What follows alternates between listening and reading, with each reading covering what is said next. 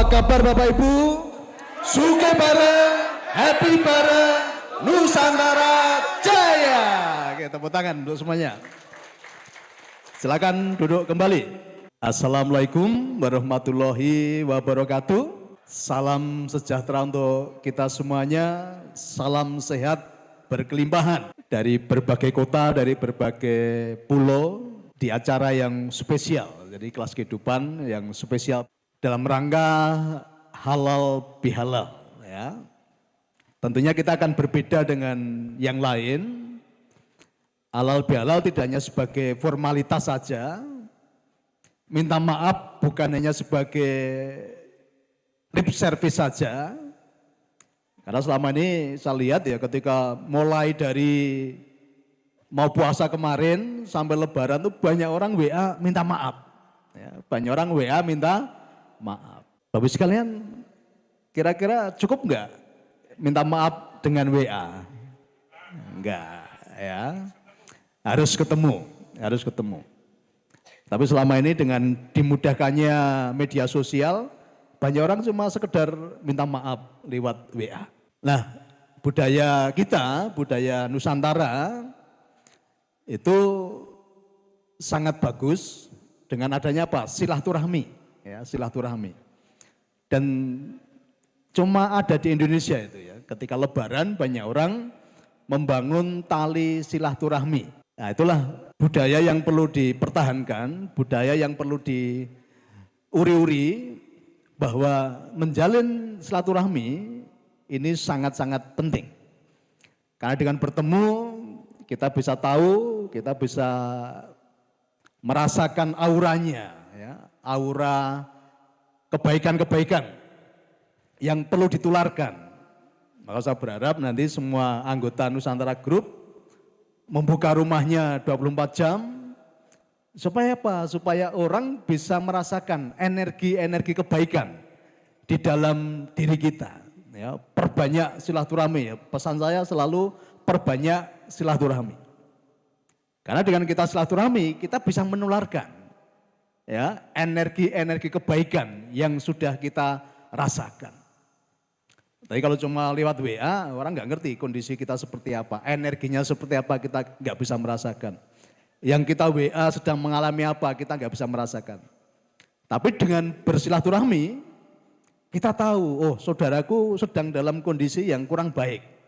Saya yang sudah baik, saya akan mentransformasi, memberikan kebaikan-kebaikan itu kepada saudara-saudara saya. Kan. Maka penting sekali silaturahmi. Ya. Saya juga melakukan kemarin Bapak sekalian, ya. Lebaran pertama, kedua, saya berkunjung ke saudara-saudara saya, ke orang tua. Ya. Alhamdulillah puji Tuhan saya masih ditunggui orang tua komplit. Bu Niko juga masih ada orang tua, ya, kita gunakan untuk silaturahmi. Dari situ kita tahu kondisi saudara-saudara kita, ya, yang perlu ditolong, yang perlu didampingi. Dan saya berharap kita semua orang-orang yang sudah kuat, orang-orang yang sudah mendapat pencerahan, kehadiran kita bisa dirasakan oleh saudara-saudara yang lain, ya, berbagi kebahagiaan dan berbagi rezeki, ya, karena sudah berkelimpahan ya berbagi rezeki. Apa yang sudah kita alami, apa yang sudah kita rasakan, itu kita tularkan. Karena biasa ya budaya di saat Idul Fitri, Lebaran itu saling memaafkan. Tetapi saya melihat banyak orang belum begitu clear ya dalam memberikan maaf. Hanya sekedar lip service saja. Ya, hanya sekedar lip service saja.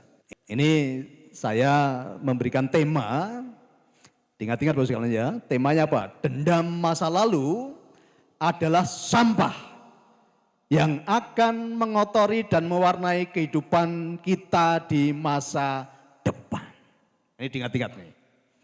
Kalau masa depanmu pengen baik, masa depanmu pengen cerah, masa depanmu pengen dipenuhi dengan warna-warna yang indah, apa yang harus kita lakukan? Hilangkan dendam yang ada di dalam hati kita. Karena apa? Dendam itu ternyata sampah. Ya, dendam itu adalah sampah. Ketika dalam hatimu masih ada dendam, berarti apa? Masa depanmu akan dipenuhi dengan sampah. Tidak akan mendapatkan kebaikan-kebaikan dalam hidupmu. Gitu. Nah, makanya penting sekali ini ya, menghilangkan, menghapus dendam. Tidak hanya sekedar mulutnya, tidak hanya sekedar lip service. Tetapi dendam yang ada di dalam hati kita, itu harus betul-betul kita buang jauh-jauh. Ada orang mengatakan begini, Pak, saya ini kok selalu sial kenapa ya? Pak, saya ini kok selalu mengalami kehidupan yang tidak baik. Pak, saya ini kok selalu sakit-sakitan. Nah, ternyata ujung-ujungnya Bapak sekalian ya, kalau kita cek, ternyata masih ada dendam di dalam hatinya. Maka kehidupannya, masa depannya dipenuhi dengan sampah, tidak bisa melihat keindahan, tidak bisa merasakan keindahan. Gitu loh. Kenapa? Sampahnya selalu dibawa kemana-mana. Dan banyak orang ternyata tidak sadar Bapak sekalian. Ya. Jadi rasa dendam, sakit hati, ini banyak orang menyimpan, tetapi dia tidak tahu nyimpannya di mana gitu loh.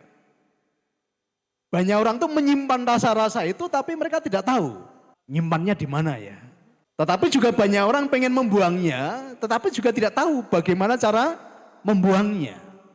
Bersama dengan kami, nah kami lebih banyak apa? Mendampingi banyak orang untuk membersihkan sampah-sampah kehidupan tadi.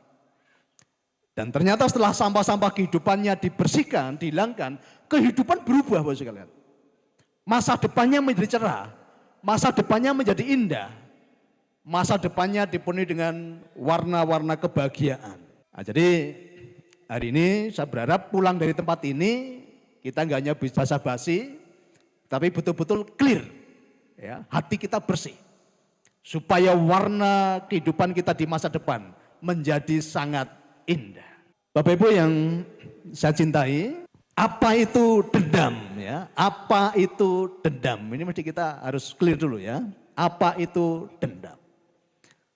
Dendam adalah rasa yang tinggal di dalam hati kita karena banyak harapan-harapan yang kita berikan kepada orang lain, harapan itu tidak terpenuhi. Ya. Orang itu menjadi dendam karena apa? Karena banyak harapan-harapan yang digantungkan di tempat orang lain dan ternyata harapannya tidak terpenuhi. Akhirnya orang itu kecewa dan kecewanya sangat berat, akhirnya apa? Menjadi dendam. Nah, ini sumbernya dipahami dulu nih ya. Kenapa banyak orang dendam, kenapa banyak orang benci, kenapa banyak orang hatinya tersakiti. Dimulai dari mana? Dimulai karena kita menggantungkan harapan-harapan kita kepada orang lain dan ternyata orang itu tidak bisa memenuhi harapan kita gitu loh. Itulah yang membuat apa? Sumber tadi. Sakit hati dan akhirnya menjadi dendam. Oke, contoh ya. Banyak pasangan itu terlalu berharap bahwa kebahagiaannya itu tergantung di pasangannya. Ini dikatakan dimulai dari yang kecil dulu ya, di lingkup yang kecil dulu. Banyak pasangan, ya, banyak suami istri itu terlalu berharap bahwa pasangannya itu nanti bisa membuat hidupnya bahagia. Pasangannya bisa membuat hatinya senang. Pasangannya bisa membuat hatinya nyaman. Banyak orang terlalu berharap kepada pasangannya. Dan harapannya apa? Banyak sekali. Harus begini, harus begini, harus begini, harus begini. Nah, kami sebagai bapaknya banyak orang, ya, ini ada Bu Niko di sini. Kami tidak terlalu banyak menuntut. Bu Niko nggak terlalu banyak menuntut ke saya, dan saya pun nggak terlalu banyak menuntut Bu Niko. Tetapi kami punya komitmen bahwa kami masing-masing harus saling. Ya, saling. Jadi saya juga pengen membahagiakan Bu Niko pun berusaha sebaik mungkin membahagiakan saya. Jadi saya tidak menggantungkan kebahagiaan saya di tempat Bu Niko. Tapi Bu Niko pun juga tidak menggantungkan kebahagiaannya di tempat saya. Tetapi kami komitmen bagaimana kami saling membahagiakan. Justru Bapak Ibu sekalian, kebahagiaan saya itu ketika Bu Niko bahagia. Sama Bu Niko pun bahagia ketika melihat suaminya bahagia. Jadi pelajarannya di sini adalah kebahagiaan kita itu bukan ada di dalam diri kita. Tetapi kebahagiaan kita justru ketika kita bisa membahagiakan orang lain, termasuk pasangan kita. Nah, seringkali kan terbalik kan, kita menuntut pasangan kita untuk membahagiakan kita. Ini nggak akan tercapai nanti karena banyak orang terlalu banyak keinginan. Tetapi ketika kami sudah komitmen untuk saling membahagiakan. Jadi kebahagiaan saya ketika melihat Bu Niko bahagia. Sama halnya kebahagiaan Bu Niko ketika melihat saya bahagia. Nah, jadi bukan menuntut tapi menjadi pelaku. Jadilah pelaku-pelaku orang yang bisa membahagiakan orang lain. Dimulai dari mana? Dimulai dari yang terdekat dulu. Percuma kita membahagiakan orang lain tetapi orang-orang yang dekat dengan kamu tersakiti. Ini enggak ada gunanya ini. Ya, percum tak bergun, ya, percuma tidak berguna. Jadi membangun kebahagiaan dimulai dari lingkup yang terdekat dulu. Lingkup yang kecil dulu. Nah, masing-masing seorang suami, ya, bagaimana kamu komitmen untuk membahagiakan istrimu. Seorang istri juga bagaimana komitmen untuk membahagiakan suamimu. Bukan menuntut ya, tetapi masing-masing menjadi pelaku. Ya, nah selama ini banyak orang sakit hati menjadi dendam karena apa? Banyak tuntutan. Banyak tuntutan, dirinya sendiri tidak mau menjadi pelaku. Gitu. Nah, kalau sudah seperti itu, hati kita nyaman. Hati kita nyaman. Tidak akan ada dendam, tidak akan ada sakit hati. Nah, berarti apa kesimpulannya? Lebih baik kita menjaga supaya tidak terjadi sakit hati, supaya tidak terjadi dendam. Maka dijaga dulu, dijaga dulu. Nah, kemudian Bapak sekalian, banyak orang selalu menaruh kebahagiaan hidupnya itu di tempat orang lain. Ini yang perlu juga harus kita belajar. Seringkali warna hati kita itu dipengaruhi oleh orang lain. Kalau orang baik dengan kita, kita menjadi bahagia. Kalau orang tadi memenuhi harapan-harapan kita, kita menjadi bahagia. Nah, ini tidak akan bisa seperti itu Bapak sekalian. Ya, kebahagiaan kita itu tergantung di dalam diri kita sendiri, bukan tergantung di orang lain. Ya, kalau kamu baik, aku akan baik. Kalau kamu menuruti keinginanku, aku pun akan baik kepada kamu. Nah, inilah kebahagiaan-kebahagiaan yang tergantung di tempat orang lain. Nah, saya sering katakan ya, ketika ini kita punya banyak usaha, ya, ketika dari beberapa orang melakukan kesalahan, ya dia katakan, Pak, minta maaf Pak ya, kan gitu. Apa yang saya katakan? Karena saya tidak mau hati saya dipengaruhi oleh perbuatan atau pelanggaran-pelanggaran orang lain. Saya harus menjaga hati saya.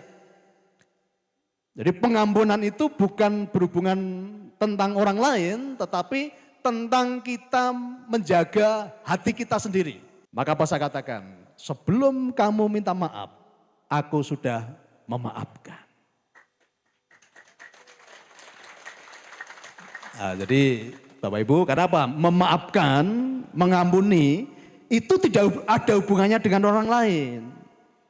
Memaafkan, mengampuni itu lebih banyak ke bagaimana kita menjaga hati kita. Lah seringkali banyak orang apa? Pengen menghukum orang lain dengan tidak memaafkan. Pengen menghukum orang lain dengan cara membenci. Ya, banyak orang pengen menghukum orang lain dengan menaruh dendam. No Bapak sekalian, justru yang terhukum adalah dirimu sendiri, bukan orang lain. Tapi selama ini banyak orang kan seperti itu ya, mendendam orang lain dengan maksud apa? Biar kapok, ya, tak benci, tak dendam kan gitu. Enggak Bapak sekalian, Bapak Ibu sedang menghukum diri Anda sendiri, bukan orang lain gitu loh. Karena kalau Bapak Ibu menyimpan benci dan dendam tadi, Bapak Ibu sedang membawa sampah di dalam kehidupan. Dan sampah itu ternyata mewarnai kehidupan masa depan kita. Nah makanya tadi ya diingat-ingat ya, mengampuni itu tidak ada hubungannya dengan orang lain. Mengampuni lebih banyak urusannya dengan hati kita sendiri. Maka sebelum orang minta maaf pun saya apa? Saya sudah mengampuni. Artinya apa? Saya tidak mengizinkan hati saya itu menjadi tidak enak. Hanya gara-gara perbuatan orang yang tadi tidak menyenangkan hati saya. Karena kesenangan hati saya tergantung dari diri saya sendiri. Rasa nyaman hati saya tergantung dari diri saya sendiri.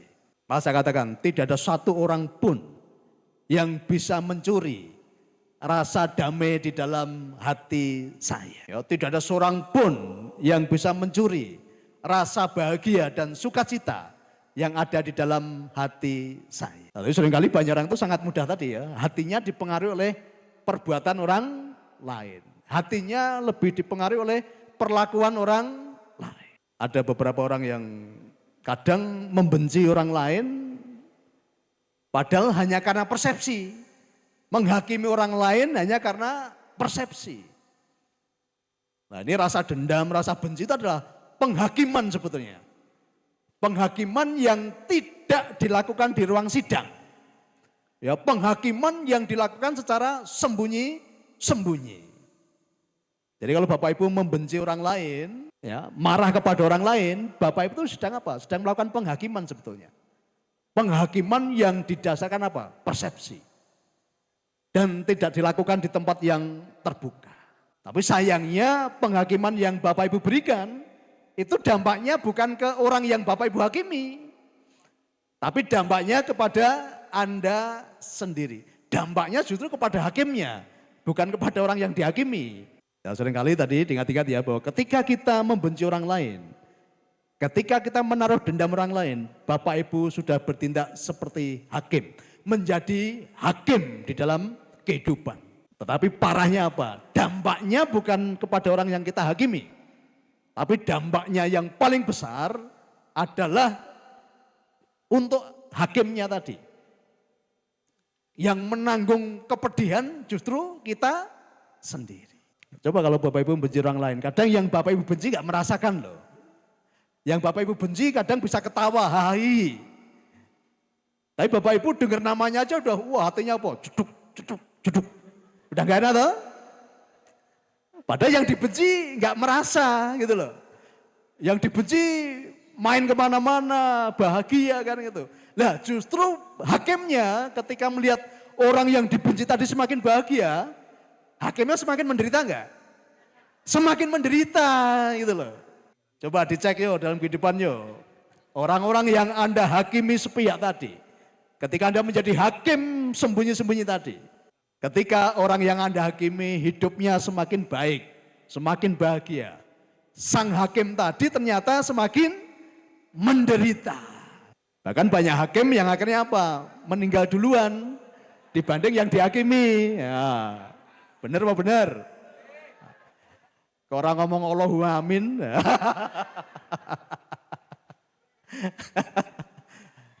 Oke ya, jadi ini ayo sadari dulu ya, nanti pulang dari sini bertobat.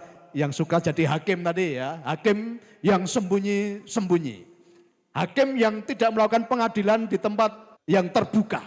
Justru banyak hakim yang akhirnya menderita. Karena si hakim tadi tanpa disadari, dia sedang mengumpulkan sampah di dalam kehidupannya. Dan sampah itulah yang mewarnai perjalanan kehidupan di masa depan. Nah, dilus-lus ya, sing dadi hakim selama ini dilus-lus ya. Wes lerene olehmu dadi hakim gitu. Ternyata dadi hakim ki ra penak. Ternyata dadi hakim ki malah atiku lara dhewe kan itu kan. Nek sing ngayal ditegur ya. Tul, leren tul, dadi hakim tul. Nah, jadi dendam itu yang paling menderita adalah si pendendam. Bukan orang yang kita benci.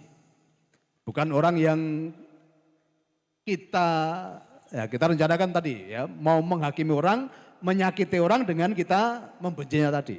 Wes gen kapok, ya. Tak benci kan itu. Nah, padahal yang dibenci ora krasa tadi kan. Banyak orang yang kita benci tidak merasakan. Itu yang paling parah menanggung bebannya adalah kita sendiri. Nah terus, ini kalau rasa-rasa belum hilang tadi ya, yang para hakim tadi, ya, ini kan banyak hakim-hakim tadi ya. Pak, gimana cara menghilangkan rasa-rasa yang tidak enak tadi Pak? Nah, itu. Bagaimana caranya supaya saya tidak menjadi hakim? Bapak sadar gak bahwa hakim yang di tempat tersembunyi itu banyak kan hakim yang tidak adil gitu loh. Ya, kita sering menghakimi orang hanya berdasarkan persepsi.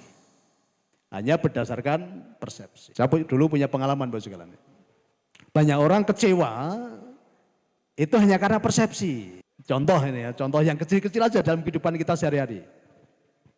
Misalnya Bapak Ibu kondangan gitu ya, kondangan. Karena ada among tamu itu, ada among tamu. Ketika among tamunya itu nyalami kita kurang senyum. Ya, atau nyalami kita sambil memandang yang lain, banyak orang apa? Sudah terluka. Hatinya sudah terluka gitu loh. Ya, agak sing kroso gitu ya. Jadi hanya karena gara-gara nyalami tidak dengan senyum saja, kita sudah menghakimi loh. Ya, kita sudah menghakimi. Aku orang duwe le nyalami ora tenanan kan itu kan. Nah, kenapa kita tidak berpikir, oh siapa tahu pas tadi salaman dengan saya, dia pikirannya baru kemana-mana kan gitu. Tapi seringkali kan kita merasa yang diposisikan tidak baik tadi. Dan kita memberikan penghakiman kepada orang tadi. Di gereja ya, kebetulan saya dulu pernah dengar kabar juga, orang berpindah gereja, atau mungkin juga ini berlaku di semua tempat ibadah. Orang berpindah tempat ibadah, berpindah komunitas, gara-gara tidak disambut baik di dalam komunitas itu gitu loh. Makanya apa? Wah, neng kono orangnya nengke kan gitu. Tapi yang terjadi apa Bapak sekalian? Ketika pindah pun ternyata juga dia merasa seperti itu. Wah, neng kono orangnya nengke kan gitu. Nah, ternyata yang bikin senang atau enggak bukan orang lain Bapak sekalian ya. Yang bikin bahagia atau tidak itu tergantung kita sendiri. Kalau hati kita belum beres, mau ditaruh di tempat manapun itu loh. Pasti nanti akan mengalami rasa yang sama nanti. Karena banyak orang menggantungkan hatinya tadi, perasaannya tadi, harapannya tadi di tempat orang lain. Bukan di dalam diri kita sendiri. Jadi yang bisa membahagiakan kita adalah diri kita sendiri, bukan orang lain. Nah, saya berharap nanti di komunitasnya Nusantara Group, masing-masing harus menjadi pelaku bagaimana kita bisa membahagiakan orang lain. Sama di Salatiga saya berharap ya para tamu, para mentor itu kan ada keterbatasan. Nah, jangan berharap semua minta dilayani mentor karena banyak keterbatasan antara mentor dengan yang datang, banyak yang datang. Nah, saya berharap masing-masing nanti menjadi pelayan, masing-masing harus punya hati untuk membahagiakan. Tidak usah menunggu. Kemarin ada cerita, ya, Pak, itu si A itu tamunya yang sudah lama di sini, ya, gitu kan. Sering membuat kopi bawa ke kamar. Tapi setelah habis tidak dicuci, tidak dikembalikan ke dapur. Nah, Bu Niko sering kontrol ya. Bu Niko membersihkan, ngambil kopinya. Kemarin ngecek kamar, Pak, kamarnya ya karena apa? Baunya, kalau baunya sudah nggak enak, langsung dibilang untuk dicuci, diganti spray, diganti urung bantalnya. Ya. Nah, Bu Niko kemarin kontrol, ngecek kamar semua, ternyata bau. Nah, nggak usah nunggu Bu Niko, jadi masing-masing nanti ketika udah melihat yang tidak nyaman, yang kotor, masing-masing harus tadi saling membersihkan. Ya, itu rumah kita semuanya. Nggak usah nunggu perintah. Ya, gitu. Saling melayani. Kalau ada tadi yang minum bawa ke kamar tapi nggak dikembalikan, minimal ditegur dulu ya, dinasihati. Habis minum dikembalikan ke tempatnya. Syukur-syukur mau nyuci, kalau enggak ya kembalikan ke tempatnya. Nah, masing-masing harus menjadi pelaku, pengen membahagiakan orang lain. Nah, nanti kalau sudah melakukan itu, hidup kita menjadi nyaman. Terus Bapak Ibu sekalian, gimana cara menghilangkan rasa-rasa yang tidak enak tadi? Ya, bagaimana cara menghilangkan rasa-rasa yang tidak enak lagi? Prakteknya begini Bapak Ibu sekalian ya. Jadi nanti kalau di dalam hatimu masih ada orang yang kamu anggap menyakiti ya.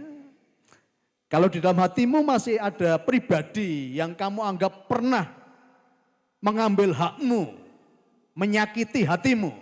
Coba kalau masih ada fotonya, ya, kalau masih ada fotonya, nanti pandangi fotonya. Pandangi fotonya. Ya, mantanmu atau siapapun pokoknya ya. Jadi yang dulu pernah kamu anggap menyakiti kamu. Atau sekarang kalau masih dalam satu rumah tapi sudah mulai ada rasa-rasa nggak enak. Ya, kalau tidak berani menatap secara langsung, lewat foto dulu ya. Lewat foto dulu. Kalau bisa langsung itu lebih bagus. Tapi kalau belum berani minimal lewat fotonya dulu. Ya, pandangi fotonya. Dan katakan kepada pribadi yang tadi kamu anggap mensakiti kamu atau menzolimi kamu.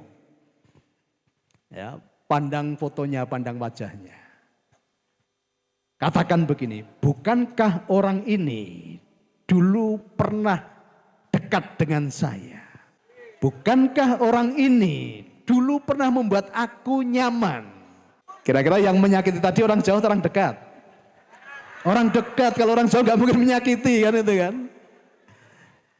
Saya nggak akan menyakiti Bu Ela yang di Bantul sana karena jauh kan itu kan. Justru yang sering menyakiti siapa? Orang-orang terdekat kita. Orang-orang yang pernah dekat dengan kita. Maka sekarang ya kalau belum berani ketemu langsung atau belum berani natap langsung orangnya, melalui fotonya dulu. Ya, pandangi fotonya. Terima kasih untuk pribadi ini yang dulu pernah membuat aku nyaman. Terima kasih untuk pribadi ini yang dulu sangat dekat dengan aku. Dan aku pernah dibuat nyaman bersama dia. I love you, muah muah muah gitu ya.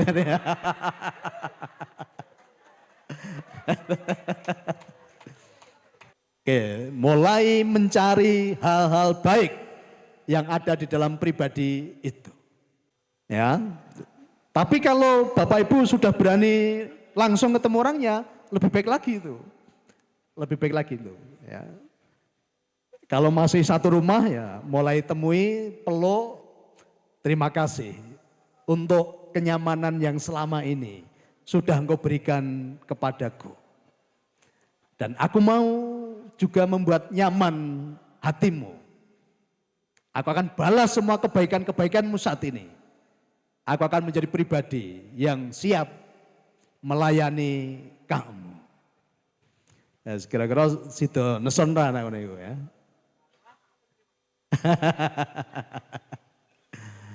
Oke ya, selama ini kita selalu melihat orang yang menyakiti kita itu seperti sampah.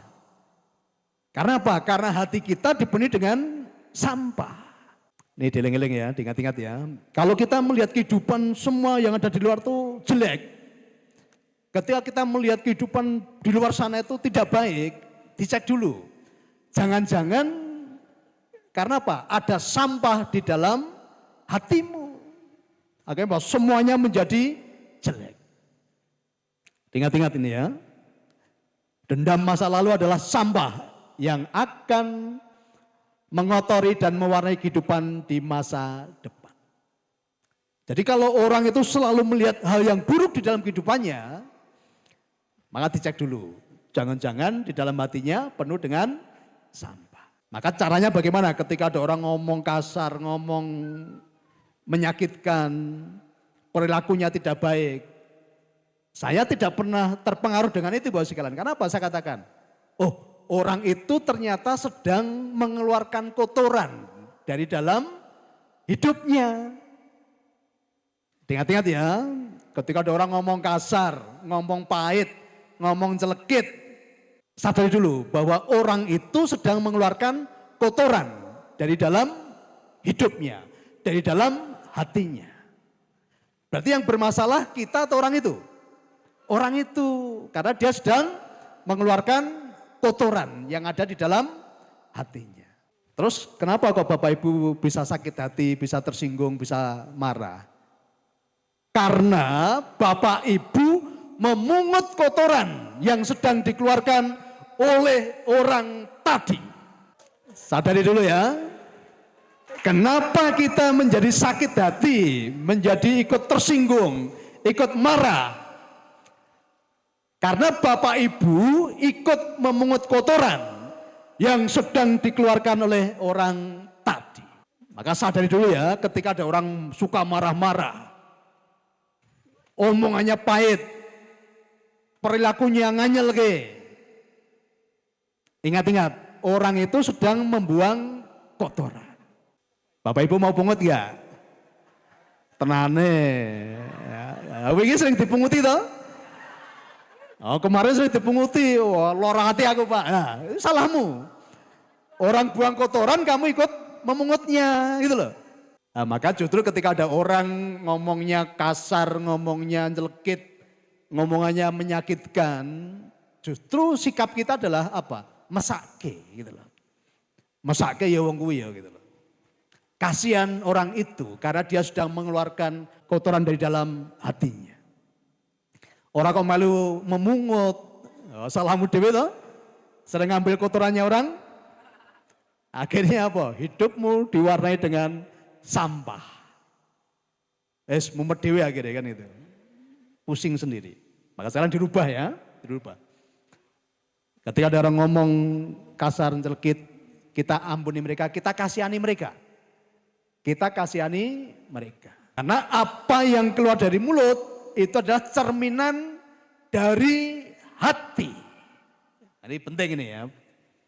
Apa yang keluar dari mulut seseorang itu adalah cerminan dari hati.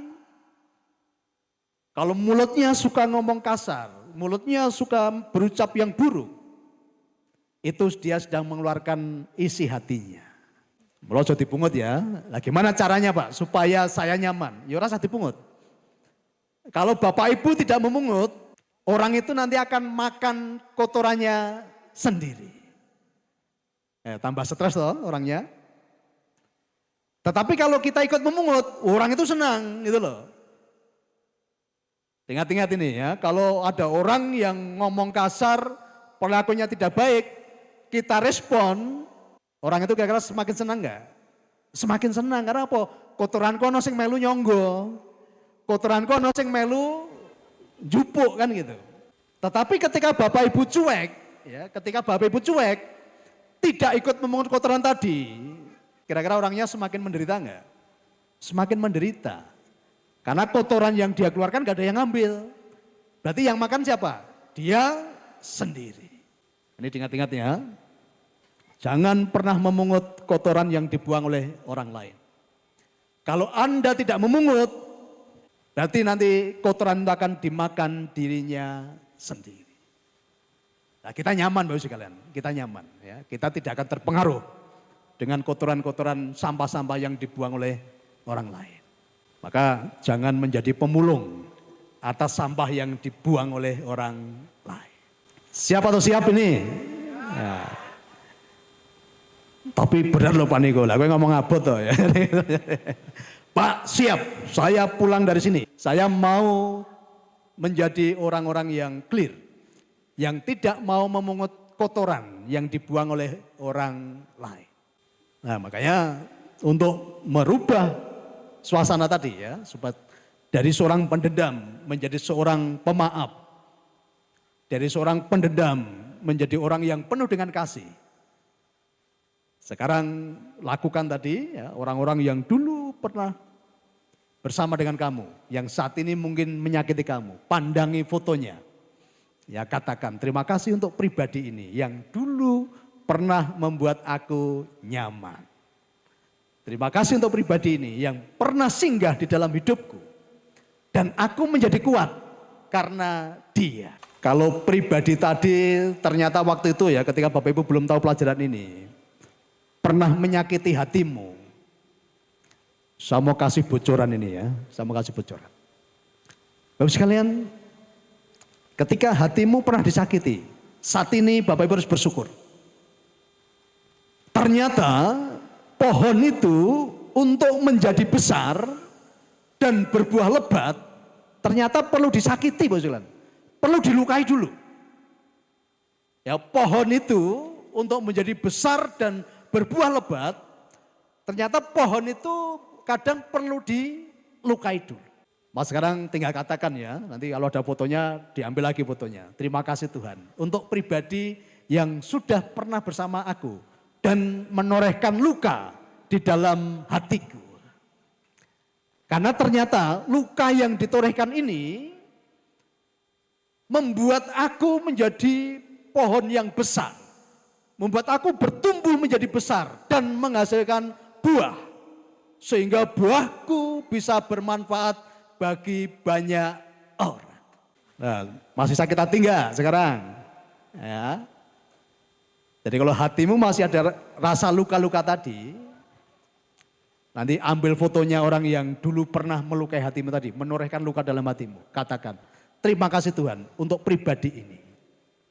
Kalau dia pernah menorehkan luka di dalam hatiku, ternyata itu caramu Tuhan untuk aku bertumbuh semakin besar dan menghasilkan buah.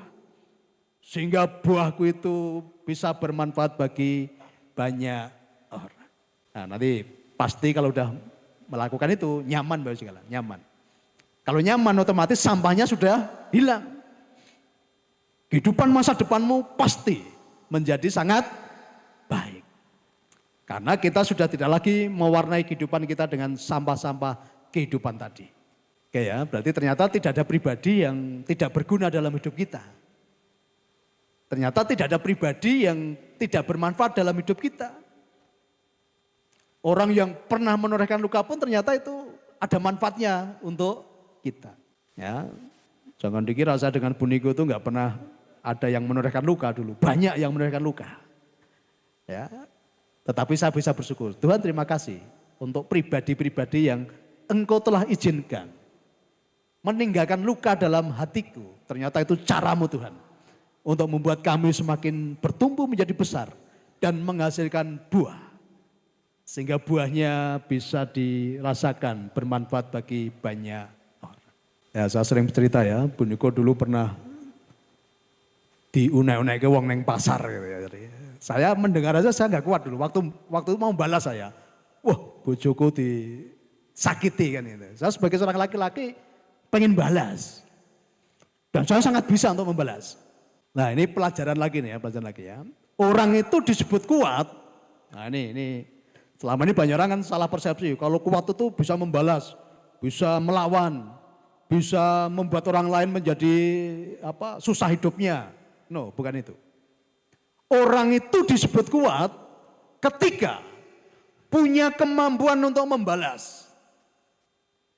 Punya kesempatan untuk melawan. Tetapi orang itu tidak lakukan. Itulah sejatinya orang kuat di dalam kehidupan kita. Jadi selama ini kita kan salah persepsi ya. Orang itu disebut kuat kalau bisa melawan. Kalau bisa menghancurkan yang lain. No, bukan itu Bapak sekalian. Justru orang itu disebut kuat ketika punya kesempatan untuk membalas. Punya kemampuan untuk melawan. Tetapi dia tidak lakukan. Itulah sesungguhnya orang kuat. Dan kami bersyukur Bapak sekalian. Kalau waktu itu saya melawan. Waktu itu saya menghancurkan orang itu. Mungkin saya tidak sekuat sekarang ini yang bisa mendampingi Bapak Ibu semuanya. Jadi kalau saat ini kami kuat karena kami sudah banyak ya luka-luka yang ditorehkan di dalam hidup kami. Tetapi kami bersyukur karena dengan luka itu ternyata membuat hidup kami semakin bertumbuh, berkembang dan menghasilkan buah. Buahnya bisa dirasakan oleh banyak orang. Ya, jadi ayo latihan menjadi orang kuat yang tidak perlu membalas apa yang orang lain pernah lakukan kepada kita. Nah, kalau kita membalas Bapak sekalian, ya tadi hukumnya gini. Kalau kita disakiti orang, kemudian kita membalas. Pertama Pak, Tuhan katakan apa? Yaudah, impas, bakbuk. Artinya campur tangan Tuhan sudah nggak ada dalam hidup kita nanti. Kita disakiti kemudian kita membalas. Bakbuk enggak? Bakbuk, impas. Nanti campur tangan Tuhan enggak ada dalam hidupmu. Yang kedua, kalau kita disakiti dan kita membalas, berarti level kita sama dengan orang yang tadi menyakiti kita. Oh berarti levelmu podo sama orang itu. Nah, justru ketika kita tidak membalas, Tuhan naikkan level kita. Kamu lulus nger ya, kamu naik kelas. Nah seringkali kita terpancing tadi untuk membalas tadi. Nah, kalau membalas impas, bakbuk. Tuhan tidak lagi campur tangan dalam hidup kita. Dan kita tidak akan naik level. Berarti level kita cuma sama dengan orang yang menyakiti kita saat tadi kan itu. Nah, saya berharap ya semua yang hadir pada siang hari ini dan seluruh keluarga Nusantara Group, jadilah pribadi-pribadi yang kuat. Dan ternyata disebut kuat karena kita tidak membalas. Walaupun kita punya kemampuan untuk membalas. Kalau kita kuat, kita bisa menjadi berkah bagi orang lain, bagi banyak orang. Tapi kalau dirimu belum kuat, masih suka membalas, masih suka justru melawan orang lain, tidak akan pernah menjadi pribadi yang kuat di dalam hidupmu. Oke, jadi ternyata semua pribadi, semua orang punya manfaat di dalam hidup kita. Termasuk yang tadi apa? Menyakiti, menorehkan luka di dalam hatimu. Ternyata itu pun punya manfaat. Maka yang saya ajarkan apa? Tuhan, yang ini pun baik buat saya. Jadi apapun yang pernah singgah dalam hidupmu, jadi tinggal katakan apa? Tuhan, yang ini pun baik buat saya. Apapun bentuknya itu, apapun bentuknya. Yang bentuknya menyakiti, yang bentuknya apa istilahnya merugikan, yang bentuknya sedang tidak baik. Tinggal kita rubah, Tuhan yang ini pun baik buat saya. Kemudian Tuhan jawab apa? Ya, aku tergantung persangkaanmu, Nger, ya. Aku tergantung prasangkamu. Kalau kamu berprasangka ini baik, pasti aku akan ubah ini pun menjadi kebaikan. Tuhan katakan, aku tergantung imanmu. Kalau imanmu mengatakan ini baik, aku pun sanggup mengubahkan ini menjadi suatu kebaikan. Maka hukumnya begini Bapak sekalian ya. Manusia boleh mereka-rekakan sesuatu yang jahat buat kita. Ingat-ingat ya. Manusia boleh mereka-rekakan yang jahat buat kita. Tetapi Tuhan kita sanggup mengubahkan itu menjadi suatu kebaikan.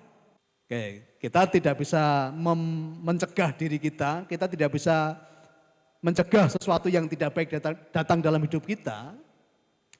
Tetapi Tuhan kita sanggup mengubahkan itu menjadi suatu kebaikan.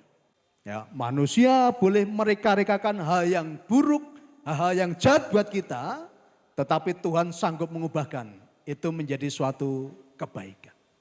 Kalau sudah punya iman seperti itu, kira-kira kita perlu khawatir enggak? Enggak. Kita perlu benci ke orang lain enggak? Enggak. Karena apa? Tuhan sanggup mengubahkan itu menjadi kebaikan di dalam hidup kita. Maka apapun yang datang dari luar tidak akan mempengaruhi kehidupanmu. Tapi lebih penting adalah apa yang ada di dalammu. Itu jauh lebih penting. Karena yang dari luar kita tidak bisa mencegah. Yang dari luar kita tidak bisa menghalau. Tetapi respon kita, apa yang di dalam inilah yang akan mengubahkan semuanya. Yang datang kelihatan buruk, kita sanggup mengubahkan. Itu pun menjadi kebaikan di dalam kehidupan kita. Nah, itulah pribadi-pribadi yang sudah tercerahkan dan mengalami kesadaran, Bapak sekalian. Mengalami kesadaran. Maka mulai hari ini rasa-rasa yang tidak enak dalam hatimu, rasa-rasa yang membuat hidupmu tidak nyaman, buang jauh-jauh. Karena itu adalah sampah. Jangan kotori masa depanmu dengan sampah-sampah yang tidak berguna tadi. Tapi mari kita buat masa depan yang penuh dengan warna-warna yang indah. Warna-warna kebahagiaan, warna-warna keberlimpahan, warna-warna kebermanfaatan.